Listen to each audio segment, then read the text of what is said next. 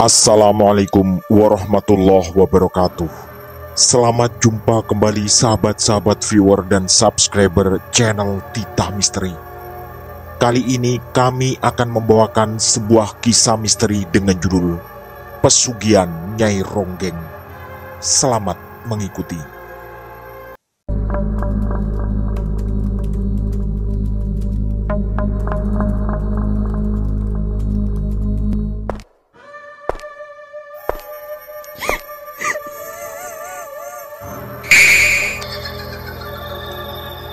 Jangan pernah mengikuti kisah ini sendirian. Jawa Tengah 1986. Kadir sungguh tak menyangka bahwa langkahnya beberapa puluh tahun lalu akan membawa kebingungan yang luar biasa dalam kehidupannya. Karena ketidaktahuan serta rasa penasaran yang kuat, akhirnya dia terjebak dalam sebuah hubungan aneh yang awalnya tak masuk akal baginya. Ditambah lagi, Kadir ketika itu memadukan penasaran dengan ambisi yang tiba-tiba muncul. Saat itu, Kadir berusia 23 tahun. Karena ajakan salah satu teman, dia bekerja menjadi sopir truk dan mempunyai majikan bernama Pak Suko Wiono. Seringkali Pak Suko menyuruhnya mengantar barang-barang sampai jauh lintas provinsi. Selain ke Jakarta atau ke Jawa Timur, dia juga beberapa kali mendapat tugas perjalanan ke Sumatera. Kadir sangat menikmati pekerjaannya. Selain karena masih muda dan punya waktu untuk mencari pengalaman, dia bisa berkunjung ke banyak tempat dan mendapat pengetahuan tentang daerah-daerah baru yang dulu belum pernah dikunjunginya. Semuanya bermula ketika Kadir mendapat tugas mengirim barang ke Surabaya. Karena capek, dia memutuskan istirahat di sebuah warung kopi di pinggir jalan. Di warung inilah Kadir bertemu seorang laki-laki tua yang mengaku bernama Mbah Sukijan. Beliau ternyata adalah warga sekitar yang kebetulan sedang ngopi di warung itu. Karena hujan kemudian turun dengan deras, obrolan pun menjadi lama dan seru. Di tengah perbincangan, Mbah Sukijan memberitahu bahwa warga di daerah tersebut merasa resah dan takut jika malam tiba akhir-akhir ini. Ternyata di kawasan itu sering terlihat sesosok makhluk halus yang berwujud wanita cantik. Sosok tersebut seringkali menghadang laki-laki yang melintas di sekitar. Biasanya dia berdiri tepat di sebuah jembatan dekat hutan jati. Kadir sempat berusaha mengingat. Tak jauh dari warung itu memang ada jembatan. Dia juga beberapa kali lewat di sana dan untungnya tak pernah mengalami kejadian seperti itu. Menurut Mbah Sukijan, sosok gaib itu sangatlah cantik dan mempesona.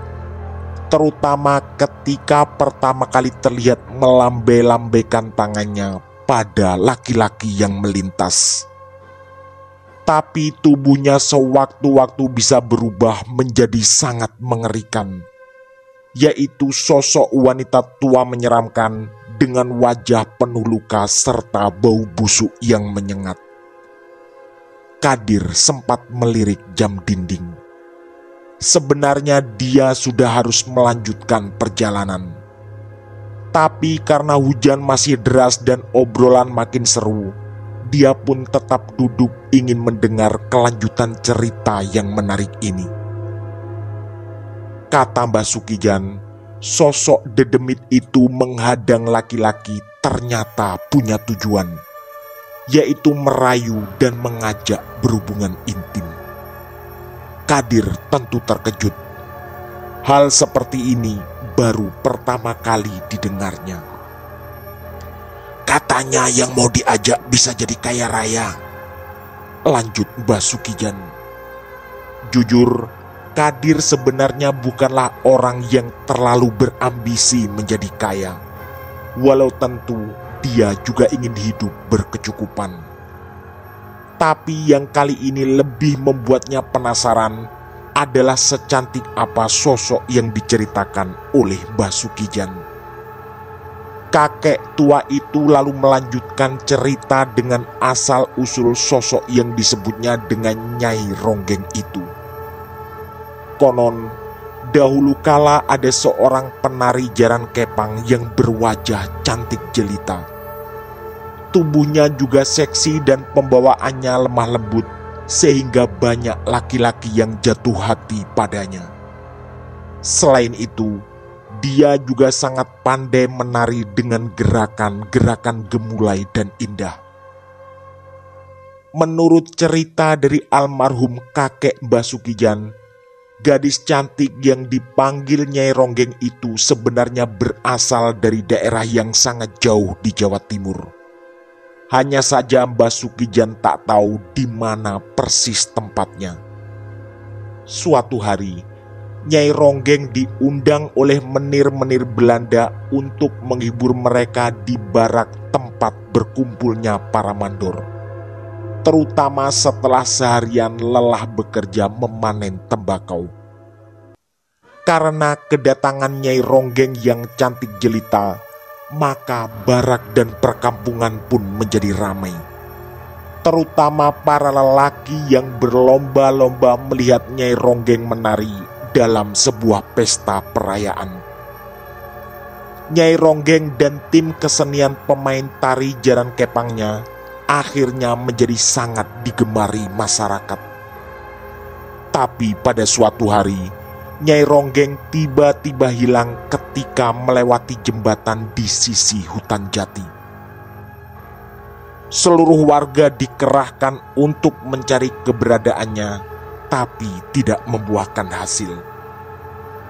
Beberapa minggu berselang, ada seorang petani yang kebingungan dan berlari cemas sambil memanggil para penduduk lainnya. Dia mengaku telah mencium bau busuk yang aneh di wilayah tembakau, yang menurutnya tidak seperti bau busuk bangkai hewan pada umumnya. Para penduduk pun berbondong-bondong mendatangi sumber dari aroma busuk yang dimaksud.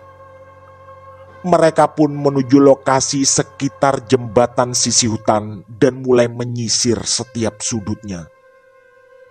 Setelah cukup lama mencari beramai-ramai, akhirnya ditemukanlah jasad Nyai Ronggeng yang berada di balik pohon tembakau dekat aliran sungai. Jasadnya sudah tak berbentuk lagi. Warga hanya mengenali dari selendang yang biasa dia kenakan untuk menari. Jenazah Nyai Ronggeng itu pun dikebumikan di tempat itu juga, yang kemudian menjadi seperti ruang khusus yang disebut dengan petilasan. Dan tempat itu lalu dikeramatkan oleh warga sekitar. Setelah peristiwa itu, banyak kejadian mistis di sana. Ada beberapa warga yang mengaku melihat Nyai Ronggeng masih menari di sebuah acara pertunjukan. Sosoknya terlihat samar di antara penari kuda kepang lainnya.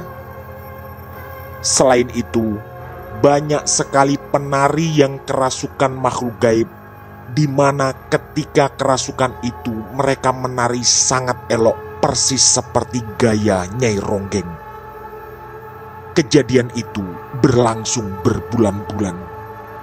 Dan pada suatu hari, ada seorang laki-laki bernama Ramli ditemukan tewas. Konon, Ramli adalah seseorang yang dekat dengan Nyai Ronggeng. Dia bahkan dikabarkan berpacaran dan akan menggelar pesta pernikahan di desa Nyai Ronggeng. Beberapa bulan setelah kematian Nyai Ronggeng, terkuaklah bahwa Ramli yang telah menghabisi kekasihnya itu. Ada saksi mata bernama Joko yang mengaku melihat langsung kejadian tersebut. Joko yang ketika itu sedang bertugas menjaga kebun juga sempat mendengar pertengkaran antara Ramli dan Nyai Ronggeng. Ternyata awalnya Ramli tersinggung karena sikap Nyai Ronggeng yang berubah. Dia bersedia ditiduri oleh siapapun asalkan dibayar mahal. Ramli mengaku mendengar itu dari seorang anak Belanda yang ternyata pernah tidur dengan Nyai Ronggeng. Hal itu membuat Ramli sangat marah. Dia merasa cinta tulusnya tak mendapat kesetiaan yang setimpal. Nyai Ronggeng sempat menangis dan bersumpah tak akan mengulangi lagi perbuatannya. Tapi Ramli terlanjur marah dan tak lagi mempercayainya. Ramli juga membatalkan rencana pernikahan. Disitulah konon Nyai Ronggeng mengangkat sumpah bahwa jika Ramli tidak jadi menikahinya, maka dia akan menjerat setiap pria untuk dijadikan pemuas nafsu. Mendengar hal itu, Ramli makin emosi dan dia langsung mendorong Nyai Ronggeng hingga terjatuh dari jembatan. Setelah mengetahui Nyai Ronggeng meninggal, Ramli segera turun dan menyeretnya ke balik semak. Ramli lalu menenangkan diri di dekat semak itu. Tiba-tiba Ramli mendengar langkah yang menuju ke arahnya. Ternyata ada orang yang mengetahui kejadian barusan. Akhirnya Ramli berdiri dan mengejar orang itu. Dan itu adalah Joko yang menyaksikan semuanya sejak mulai Ramli dan Nyai Ronggeng bertengkar sampai dia didorong jatuh ke bawah jembatan. Ramli akhirnya berhasil menangkap Joko dan dia mengancam agar Joko tak menceritakan pada siapapun. Joko pun ketakutan dan memang tak berani bercerita pada siapa-siapa. Sekitar seminggu berselang, Ramli ditemukan meninggal tak jauh dari jembatan itu. Menurut kabar yang beredar, jenazah Ramli seperti dicabik oleh hewan buas. Tapi banyak warga yang berpendapat lain, bahwa mungkin Ramli telah menjadi korban makhluk halus atau orang yang memang punya niat jahat kepadanya. Karena di lehernya terdapat bekas seperti cekikan tangan yang sangat kuat. Warga pun gempar lagi. Tapi pengakuan tentang adanya penampakan tak pernah berwujud sosok Ramli. Beberapa warga yang mengaku dihadang oleh sesosok di jembatan semuanya sama, yaitu dihadang seorang wanita cantik yang mirip Nyai Ronggeng. Setelah kematian Ramli itulah Joko baru berani bercerita. Di saat yang sama terkuaklah kabar lain, bahwa dulunya sosok Nyai Ronggeng memang hanya ingin memuaskan nafsunya dalam berhubungan dengan para lelaki hidung belang. Konon dia sebenarnya tidak mengincar uang atau kekayaan, tapi ilmu susu yang dipakai mengharuskannya untuk melakukan hubungan terlarang dengan sebanyak mungkin laki-laki. Oleh karena itu, menurut beberapa orang pintar, kematian Nyai Ronggeng dianggap tidak sempurna. Ada yang menganggap dirinya menyatu dengan iblis yang seolah masih hidup dan abadi. Cerita dari Mbah Sukijan tentang Nyai Ronggeng ternyata sangat menarik, walau bagi Kadir juga sangat menakutkan. Karena hujan mulai reda, Kadir pun pamit duluan dan ingin melanjutkan perjalanan ke Surabaya. Pikirannya kini fokus ke pekerjaan dan tak lagi ingat cerita yang tadi dibawakan oleh Mbah Sukijan. Tapi keesokan malamnya Ketika pulang dari Surabaya, Kadir merasakan firasat yang tidak nyaman. Entah kenapa dia tiba-tiba teringat tentang kisah Nyai Ronggeng kemarin. Saat itulah keinginannya begitu kuat untuk bertemu dengan Basukijan. Sekitar 100 meter sebelum warung kopi kemarin, Kadir melihat seorang laki-laki tua melambaikan tangan di pinggir jalan seakan menyuruhnya berhenti. Dan alangkah bahagianya Kadir, karena ternyata itu adalah Basukijan. Kadir pun segera menghentikan truknya dan mencari tempat parkir yang nyaman di pinggir jalan.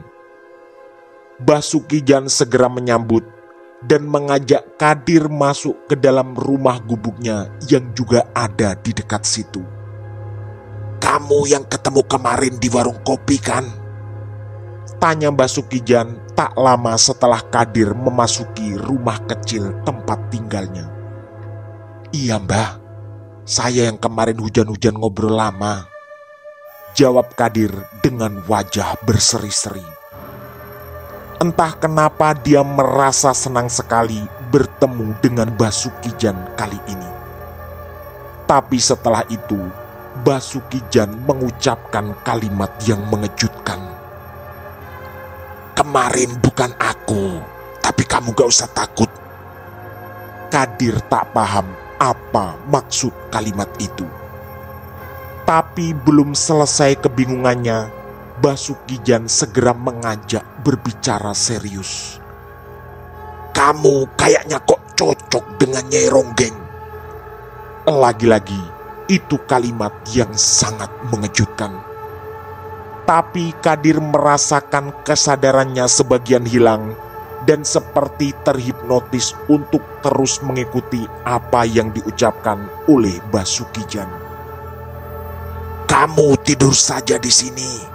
Kebetulan malam ini Nyai Ronggeng akan datang," ucap Basukijan lagi. Kadir semakin tak paham, tapi semakin kuat pula keinginannya untuk menuruti perintah kakek tua ini. Basukijan juga mengatakan bahwa laki-laki yang disukai oleh Nyai Ronggeng akan hidup bergelimang harta, sehingga tak perlu lagi susah-susah bekerja. Setelah Basukijan mengucapkan itu, tiba-tiba Kadir merasakan kantuk yang amat sangat.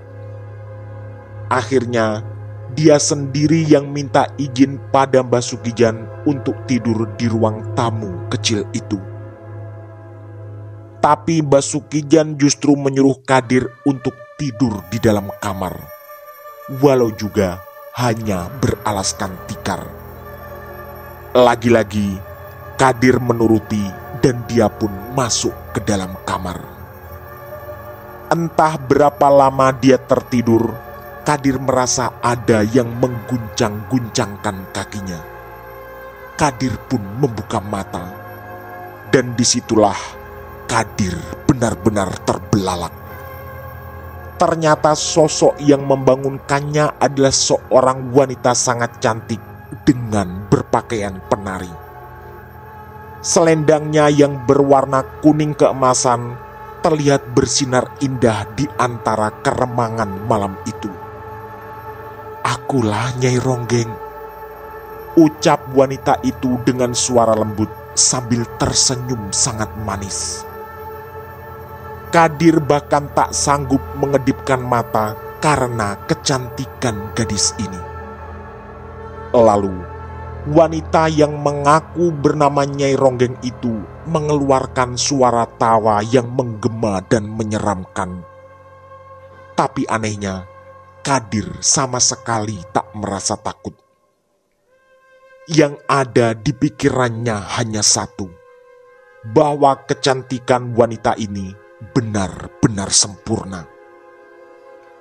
"Apakah kamu mau jadi suamiku?"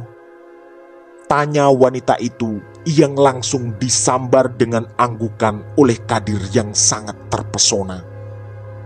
Lalu tiba-tiba suasana menjadi gelap gulita.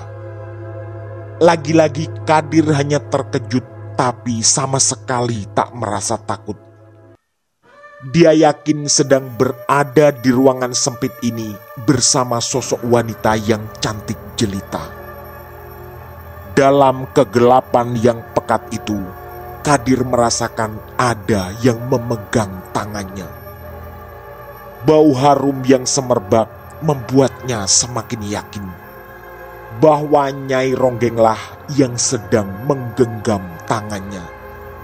Karena aroma harum ini yang tadi tercium sejak kedatangannya.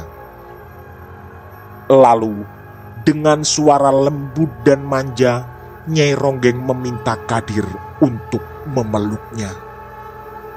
Kadir meneguk ludah karena nafsu yang sangat membara. Sebagai anak desa yang perjaka, momen ini benar-benar tak terbayang olehnya. Dan kejutan lain pun terjadi. Begitu Kadir memeluk wanita itu, dia merasakan sesuatu yang sangat diyakininya. Bahwa Nyai Ronggeng ternyata telah melepaskan semua pakaiannya.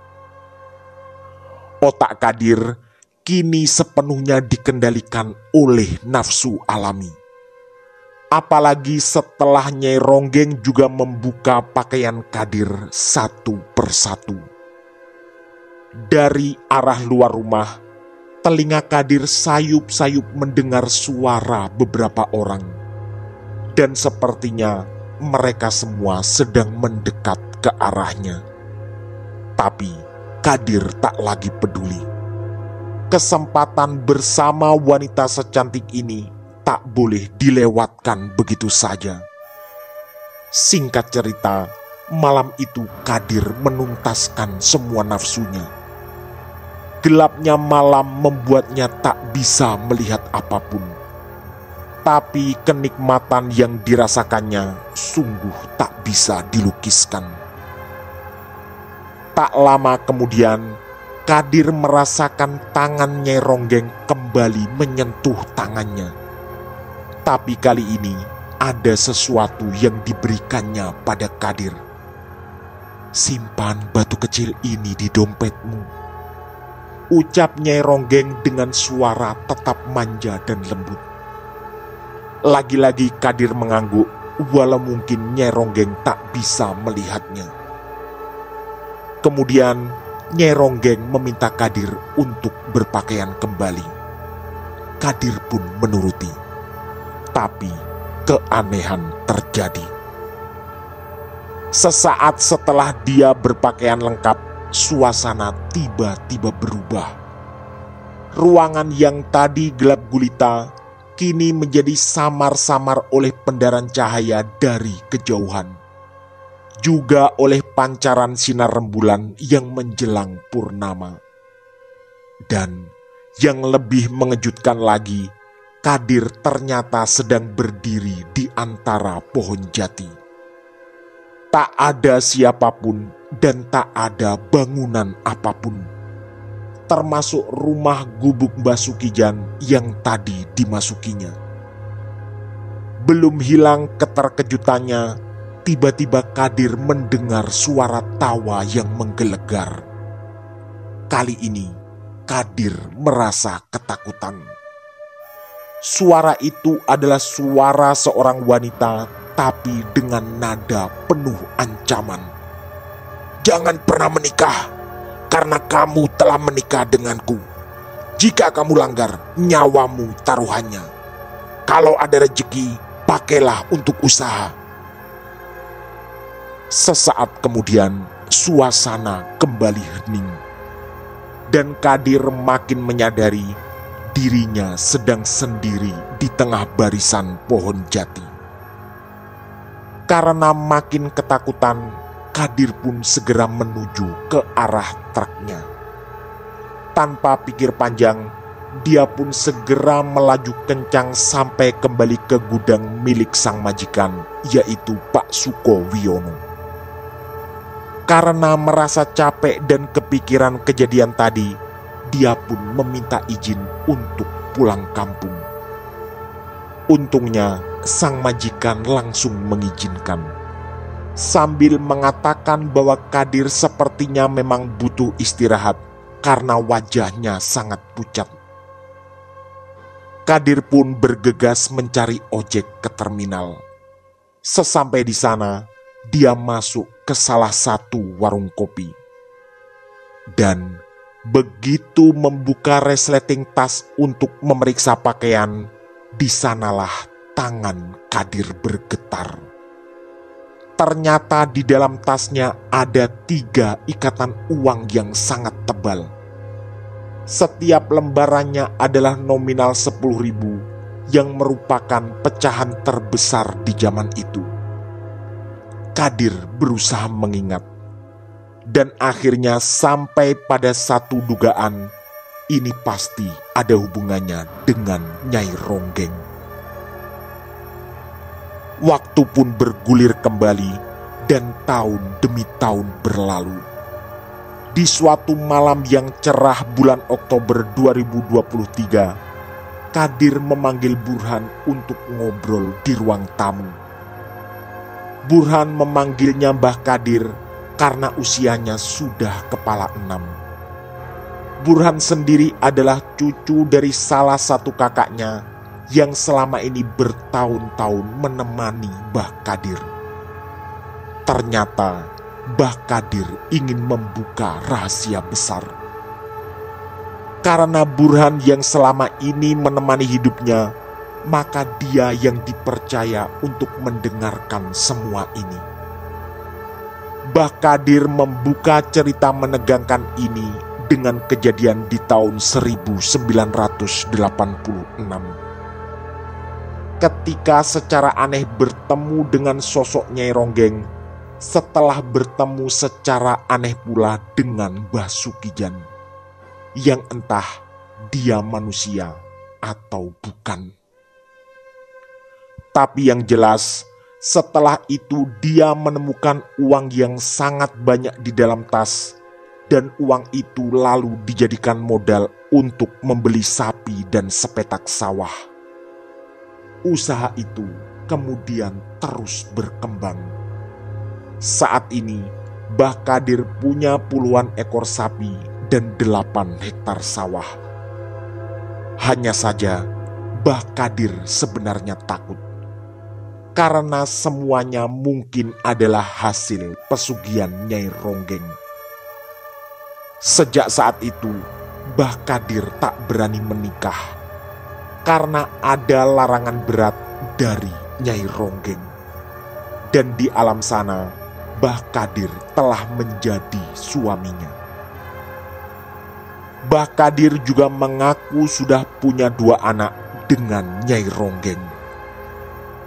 Burhan tentu tak menduga Mbah Kadir ternyata punya kisah perjalanan semengerikan itu. Tapi berkali-kali Mbah Kadir berpesan agar Burhan merahasiakan ini pada siapapun, kecuali pada mereka yang bisa mengambil pelajaran agar tidak berhubungan dengan makhluk gaib. Mbah Kadir juga mengaku pada Burhan bahwa setiap malam Jumat Kliwon dia selalu melakukan ritual di kebun belakang dekat kandang sapi. Di ritual itulah dia bertemu Nyai Ronggeng yang sudah menjadi istrinya. Kini Mbah Kadir mengaku bingung. Mau diapakan semua hartanya kelak jika dia sudah meninggal. Sedangkan dia tidak mempunyai keturunan karena tak boleh menikah di alam nyata oleh Nyai Ronggeng. Mbah Kadir juga mengaku bahwa setiap kali malam Jumat Kliwon bertemu Nyai Ronggeng, dia selalu dibawa ke alam sana dan sampai berhari-hari, walaupun di dunia nyata hanya 1 atau 2 jam saja.